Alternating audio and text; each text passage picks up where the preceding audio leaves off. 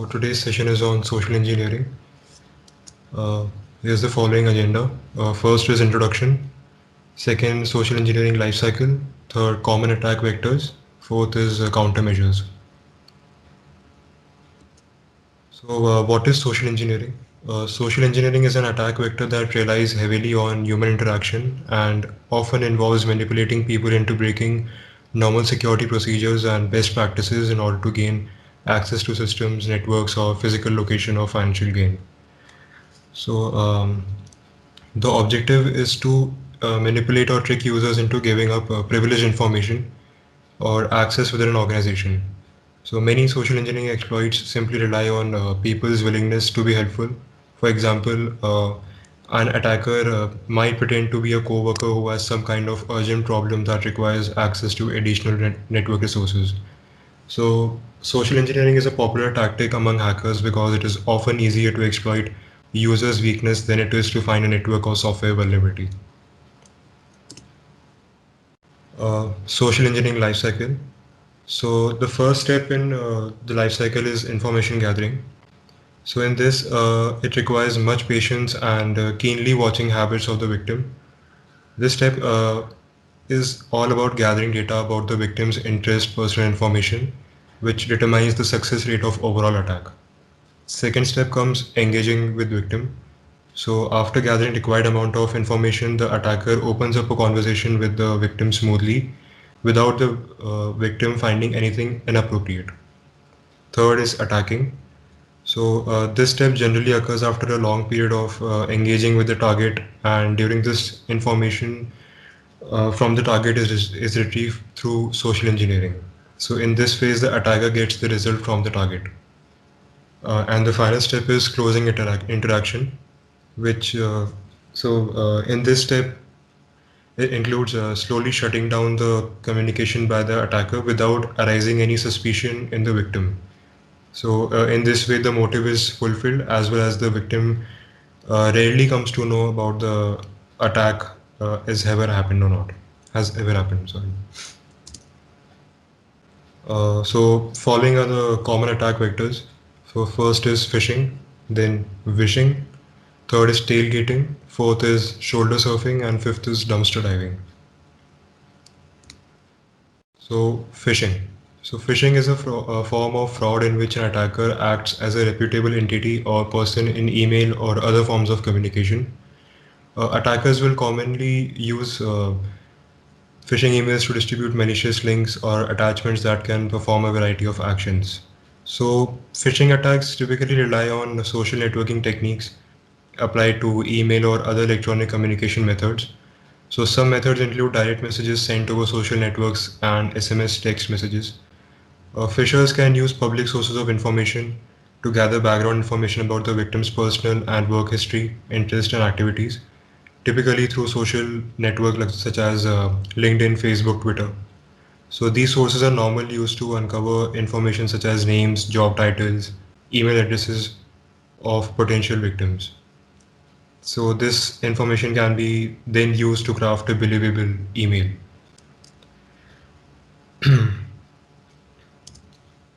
So prevention. So following is the prevention for phishing. So first is setting up honeypot emails. So this is a specialized spam filter which can reduce the number of phishing emails that reach the addressee's inbox. So these filters use number of techniques to classify phishing emails and reject email with forged addresses. Second is educating employees about the phishing and other related threats. So it is really important for an employee to know about phishing, that how phishing works, what are the risks, what can be the impacts on personal and company level, and the need to recognize the signs of phishing such as improper spellings and grammar, incorrect email addresses, and fraudulent URLs. Third comes always be suspicious of password reset emails. So password reset emails are designed to help when you can't recall the password for your account. So by clicking on a link, you can reset the password to that account to something new.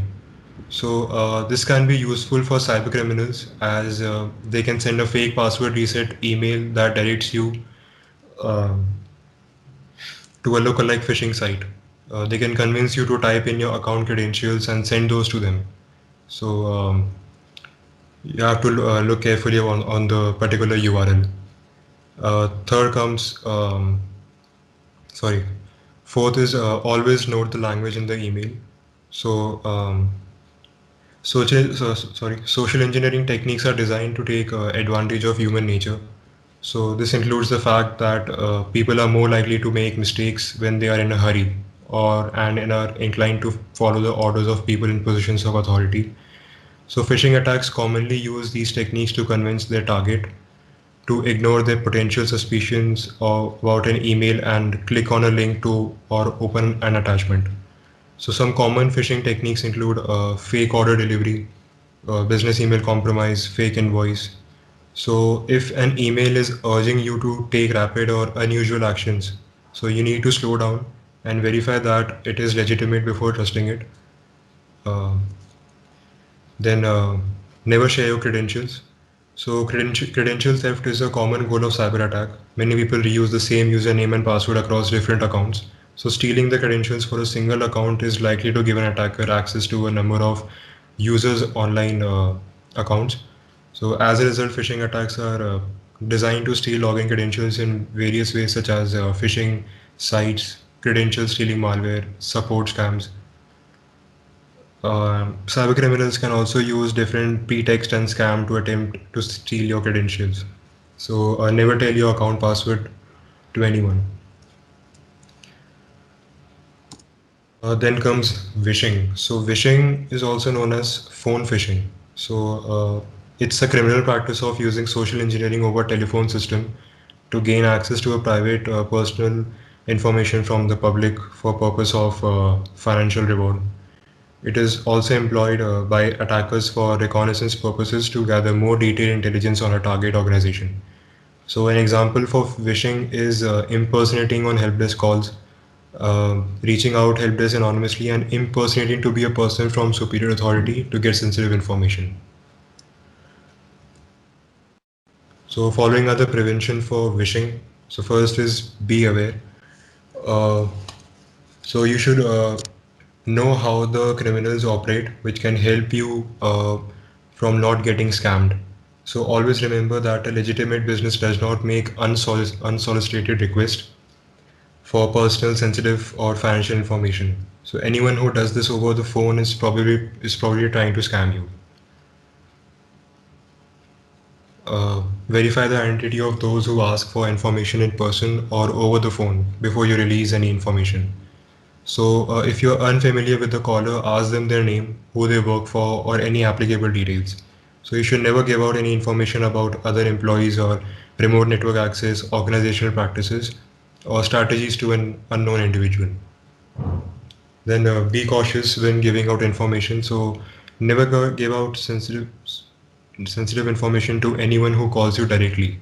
So this information can include such as your credit card information or account number, PIN, or any information that could open the doors for hackers. So like vishers often use scare tactics to get you to hand over your sensitive information. So always be cautious of any phone call that uses threatening language to get your attention. Okay, so from here, Lohit will be taking over. So Lohit, over to you. Thank you, Yash. The next topic is tailgating. Tailgating can be simply defined as obtaining access to unauthorized infrastructure. So, if there is any infrastructure where only authorized people are supposed to enter by either doing a fingerprint or by either by scanning, if we'll be able to get that access by convincing them, it is considered to be as tailgating. Once an attacker implements tailgating and he gets access to the infrastructure, there will be large attack surface for him to exploit further. So it is one of the serious threats, and it could be easily overcome. One can easily overcome from this tailgating just by implementing tight security and by educating people who are working in the organization. Yes, next slide, please. The preventive measures are implementing strict policies for tailgating.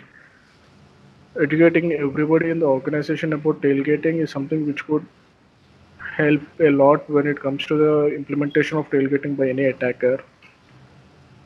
Implementing high levels of security and restricting access to sensitive places only for higher level officials. This is nothing but implementing multiple level of securities, like having 2 or 3 access cards so that the only higher level officials can have access to the sensitive places, but not for everybody.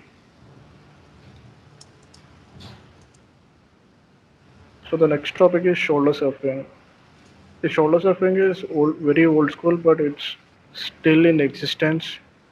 It is a method of looking over victim's shoulder to obtain sensitive information such as personal identifier information, name, email ID, phone number, passwords, and ATM pins. It could be extremely dangerous if it happens with sensitive platforms such as bank accounts, internet banking, office emails, etc. Although it is not common these days, there are still people who are not having any awareness of entering passwords and taking preventive measures in and around while they are logging in or either using their ATMs.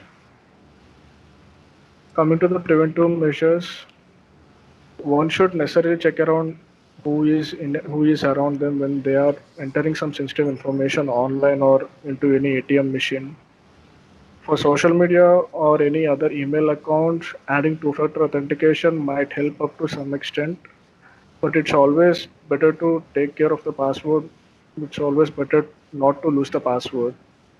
Frequent changing of passwords for every account a person possesses might help it up to some extent. Even if a person gets password of one account, if a person is changing the password once for every 30 days or 60 days, they will be definitely losing access to the account, and it might be again tough for them to get access to the same account.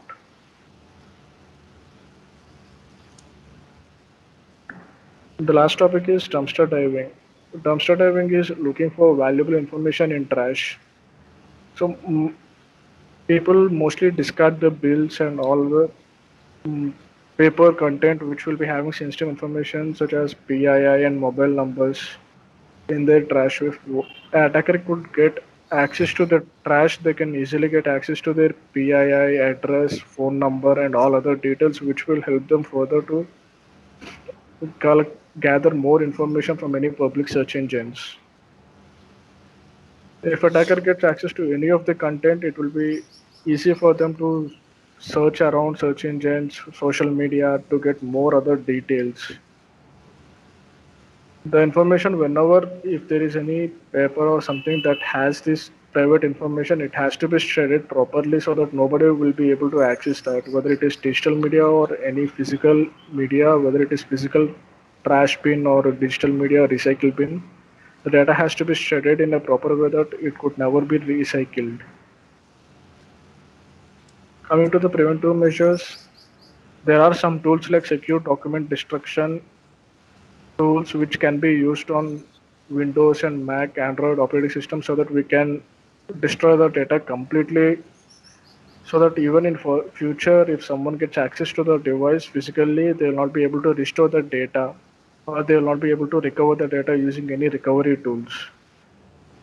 There are also physical shredding devices which are helpful to shred the paper files or whatever it is in physical media.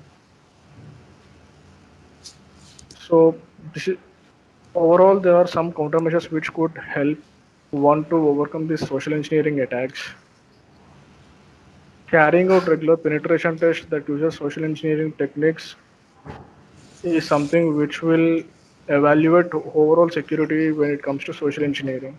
Just by sending phishing emails to all the people who are working in the organization, or else just by trying to do any phishing mechanism either by random or either by implementing that overall on overall employees might help up to some extent. Also, security awareness training is something which definitely has to be given to the all people who are working under an organization. Usage of secure email and web gateways in organization and staying up to date with software and firmware patches. There might be some scenarios where employees might get these emails like software has been upgraded, web application has been upgraded, please enter your login to retain access and all. So employees must be kept up to date so that they will not fall under this risk or for this spamming. So this is all about social engineering.